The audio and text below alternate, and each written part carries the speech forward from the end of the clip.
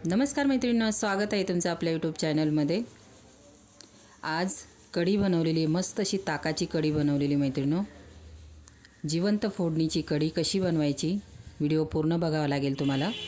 Video पूर्ण बघा आणि ह्या उन्हाळ्यामध्ये पोटाला मस्त थंडावा देणारी अशी कढी आपण ताकाची कढी बनवणार आहोत। तर कशी बनवली व्हिडिओ पूर्ण बघा। तर चला आपण कढी बनवायला सुरुवात करूया। इथे कढई ठेवून घेतलेली आहे मी। आज मी ताकाची कढी बनवलेली आहे। छान लागते ताकाची कढी, कोणी कोणी दह्याची पण बनवतं। मी ताकाची बनवलेली आहे। तेल टाकून घेतलेलं आहे।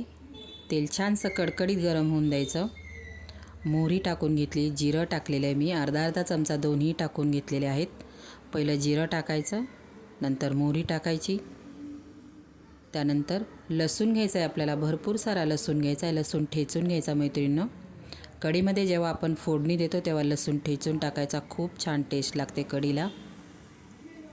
खमंग अशी फोडणी कशी बनवायची आणि स्टेप बाय स्टेप आपण काय काय वापरायचं फोडणीमध्ये, स्टेप बाय स्टेप काय काय पहिलं टाकायचं नंतर काय टाकायचं, याच्यावर आपली रेसिपीची टेस्ट अवलंबून असते। म्हणून मी तुम्हाला पहिलं दाखवलं। पहिलं जिरं टाकलं, मोहरी टाकली, नंतर लसूण ठेचून टाकलेलं आहे मी। त्यानंतर आपल्याला इथे हिरवी मिरची टाकायची आहे। हिरवी मिरचीचे तुकडे करून घेतलेले आहेत मी। तुम्हाला किती तिखट हवं असेल त्याप्रमाणे तुम्ही हिरव्या मिरच्यांचा वापर करू शकता। त्यानंतर भरपूर असा कढीपत्ता टाकलेला आहे मी। कढीपत्त्याने मस्त खूप छान टेस्ट येते कढीला।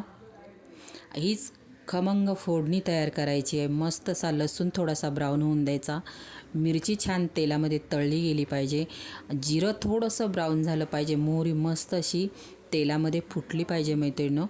खूप छान खमंग अशी फोडणी तयार होते।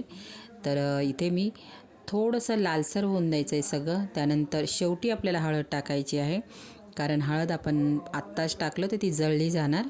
तर इथे बघा फोडणी आपली पूर्ण तयार झालेली आहे। त्यानंतरच मी इथे हळद टाकलेली आहे, कारण हळद लगेच जळल्या जाणार, कलर छान असा येणार नाही कढीला। तर इथे आपण हळद पण टाकून घेतलेली आहे।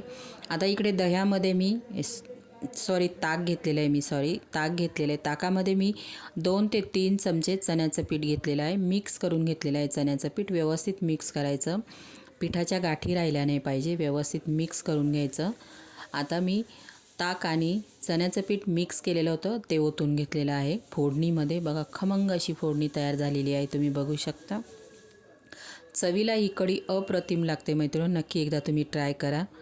चपातीसोबत भातासोबत गरम गरम कुकरचा भात असेल ना त्याच्याबरोबर खूप छान लागते, आणि नुसती प्यायला तर एकदम भन्नाट लागते। ही रेसिपी माझ्या मम्मीची आहे मैत्रिणी। माझी मम्मी होती, म्हणजे आहे आता सध्या, खूप छान अशी कढी बनवायची मैत्रिणी ती। आणि याच्याबरोबर आहे ना तुम्हाला सांगू, भाकरी बनवायची आणि खरडा बनवायची ना, एवढं छान जेवण, म्हणजे एवढं छान जेवण लागायचं नाही। तिची खूप मस्त कढी म्हणजे तिची जी कढी बनवायची ना त्याची टेस्टच वेगळी असायची। खूप मस्त कढी बनवायची मैत्रिणी ती। तर इथे मी पण तशीच बनवायचा प्रयत्न करते। खरंच माझी पण कढी तिच्यासारखीच होती खमंग। आमच्या फॅमिलीमध्ये सगळ्यांनाच ही कढी आवडते प्यायला पण, आणि आम्ही याच्यामध्ये फरसाण टाकून पितो, खूप छान लागते। तर तुम्हाला किती पातळ घट्ट हवं असेल त्याप्रमाणे बनवा, आणि गरम गरम भातासोबत तुम्ही ही कढी नक्कीच ट्राय करा। एकदा बनवून बघा तुम्ही ही जिवंत फोडणीची कढी। कोणी कोणी वाटप करून पण बनवतं मैत्रिणींनो ही कढी। वाटपासाठी पण हिरवी मिरची, लसूण, अद्रक, जिरे, कोथिंबीर वाटून आणि फक्त जिरा मोहरीची फोडणी देतात कढीपत्त्याची, ती पण कढी छान लागते। पण ही कढी टेस्टला वेगळी लागते।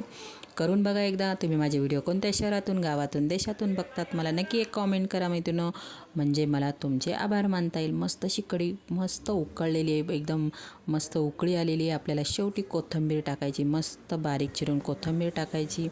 भन्नाट अशी कढी तयार झालेली आहे मैत्रिणींनो, नक्कीच तुम्हाला आवडणार। करून तर बघा एकदा तुम्ही नक्कीच अशा खमंग फोडणीची कढी एकदा बनवून बघा। कसा वाटला मैत्रिणींनो कढीचा व्हिडिओ, लाईक, शेअर आणि सबस्क्राईब करायला विसरू नका। चला बाय।